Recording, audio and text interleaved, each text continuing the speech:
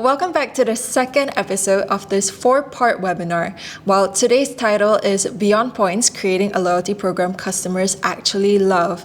And if you haven't already know, this is the second episode of the 4-part webinar that we're currently doing. It is a special series that we're taking out of our Consumer Loyalty Report. Now, if you haven't already, do check out our first webinar where we talked about APAC consumer trends, expectations, as well as loyalty must-knows that's happening in consumer loyalty in APAC in 2025. I'm Ellie, the brand marketing manager of Eber, and across the past couple of years, again, we have, Eber has been going around APAC, helping marketers understand and define their loyalty marketing strategies in today's world. And what we're seeing today is that more and more businesses are looking into customer retention as part of their marketing strategies. So this webinar series is actually part of helping marketers redefine what it means to retain their customers and have a very cohesive loyalty journey for their business. Now, in today's episode, we're going to talk about Beyond Points and what it really means to create a loyalty program that customers actually love. Well, there's no universally accepted definition of customer loyalty in general, but customer loyalty has been defined as some multidimensional constructs which represents a mix of your customers' attitudes, intentions, as well as behaviors. But overall, we are seeing that businesses these days are defining customer loyalty through customer mindset and their behavior alone. And this is when loyalty programs comes in, right? And when businesses are looking to implement some form of retention strategy into their businesses. But the gap in loyalty programs today, we're actually seeing some programs operating within silos apart from their marketing strategies, and growing your marketing funnel seems a bit slower in terms of member acquisition. And we're also seeing some fragmented program engagement throughout their loyalty programs. So in the past webinar, we actually talked about the main driver of customer behavior within APAC, which is the shift for emotional loyalty. And all these actually boils down to what we're seeing in the past, where emotional loyalty is the key drivers for engagement today. And in our last webinar, we also covered how this plays a role in how successful brands are planning rewards today. And with an emphasis on community, brands are extending their value perception across different areas of their core identity. So that's why we're seeing a lot of brands branching out towards what they are actually offering as a core product, and branching more into lifestyle as well as emotional loyalty components to add value to their brands. And so that's why successful loyalty programs are connecting fragmented marketing journeys, and brands are actually utilizing their program as an extension of their brand, where their program plays a role in acquiring, engaging, and retaining their customers. And in terms of acquisition, this kind of plays into where the marketing team actually takes into account in growing their member base as part of their marketing strategy. And so to start that off, acquisition plays a really big role in that. And with that, marketing teams are actually creating campaigns that takes customer retention journey into their account.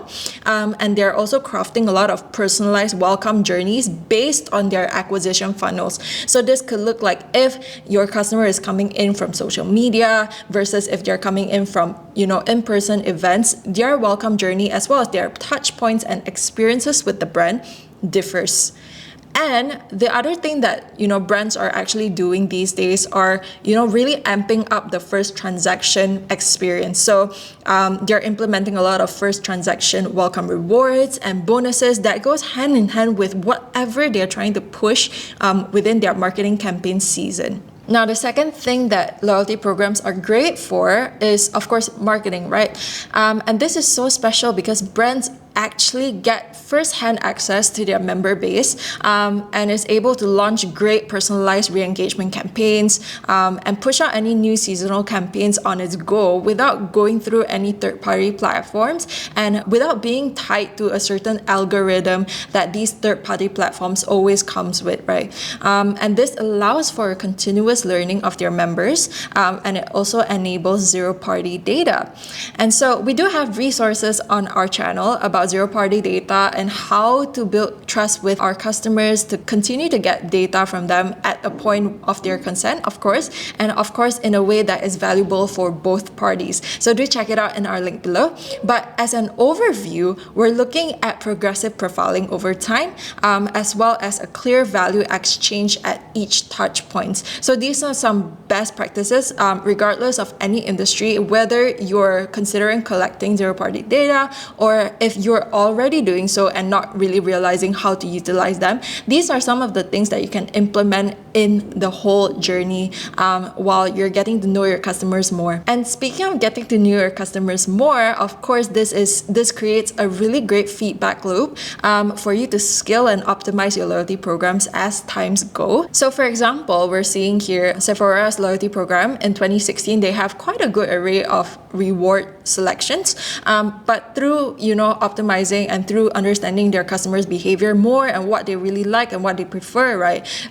In 2021, you can actually see a big jump already, where they segment their rewards through savings, where they also segment it through samples, as well as a whole entire section for experiences within itself already.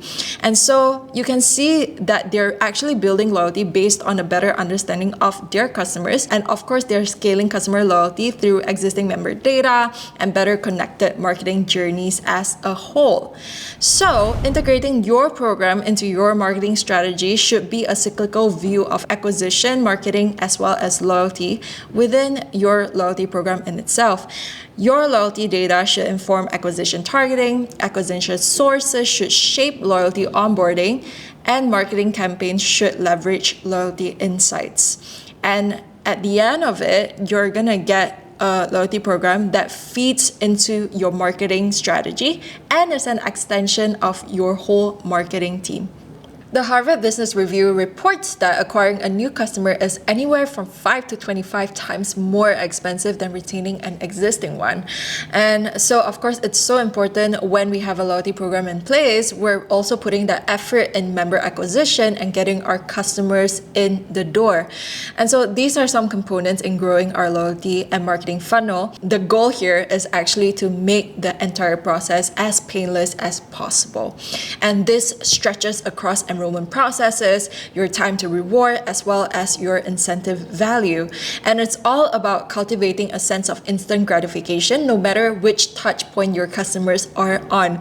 And this also means in terms of enrollment process, it's easier to get them in the door when you meet them where they're at.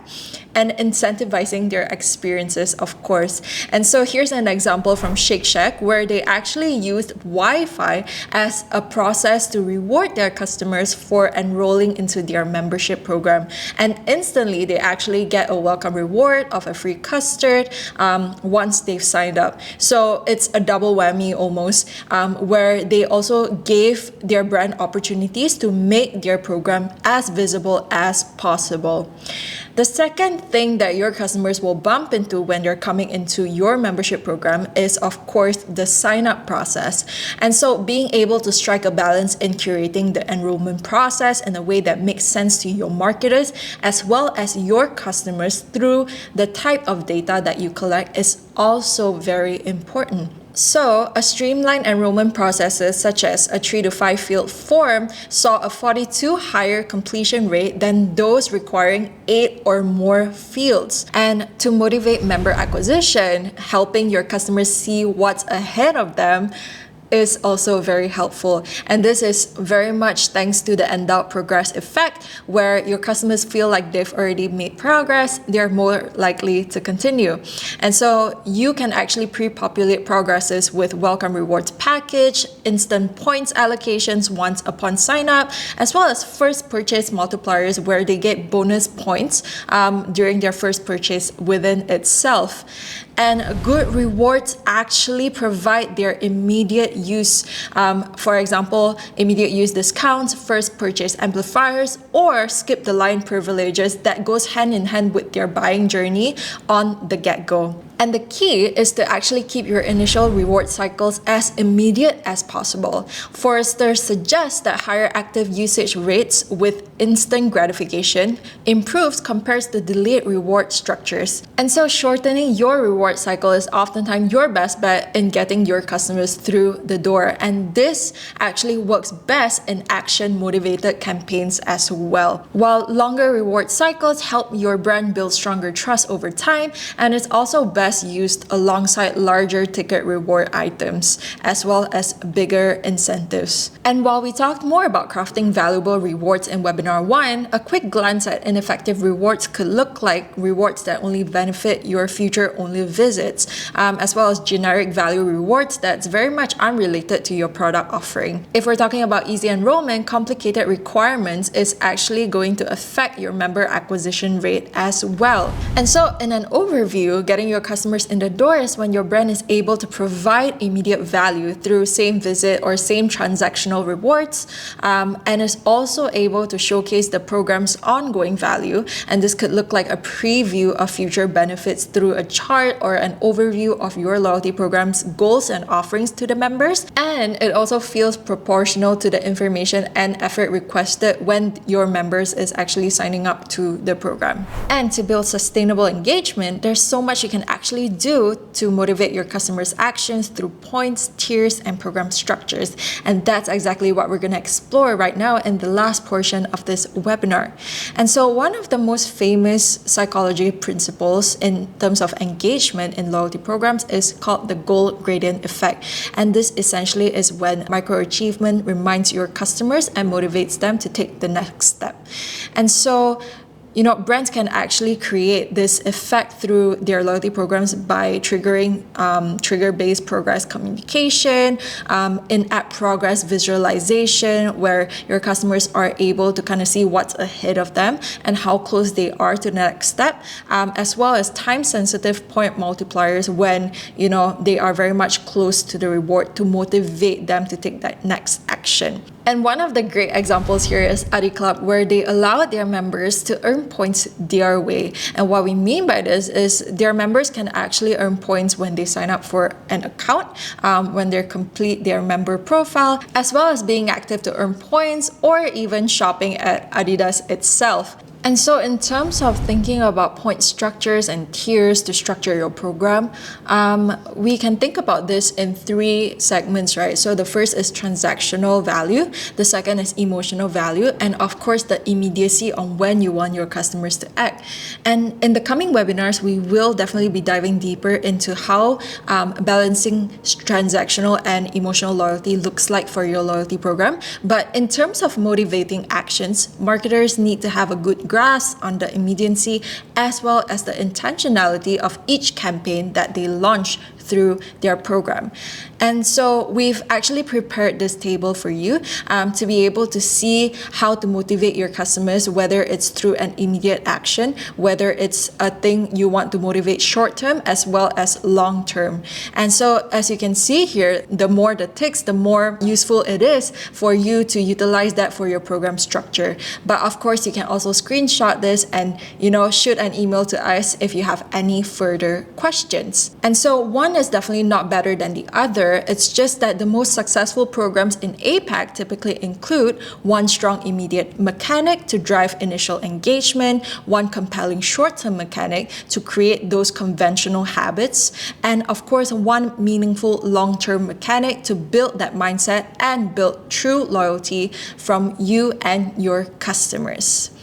And so we're at the end of the session right now. We do have another webinar coming up next month. It's called Webinar 3. We're going to talk about omni-channel loyalty and how to keep your customers across every touch point, especially in this phygital era. This webinar actually dives a bit deeper into how to turn every interaction into a loyalty opportunity, no matter which channel your customers are shopping from, how top brands use omni-channel strategies in retail and in F&B, and also how to create gamified journeys in your program. So we thank you so much for watching this webinar. We really hope you learned something from it, and please feel free to reach out to us if you have any other questions. Looking forward to see you in our next one. Thank you.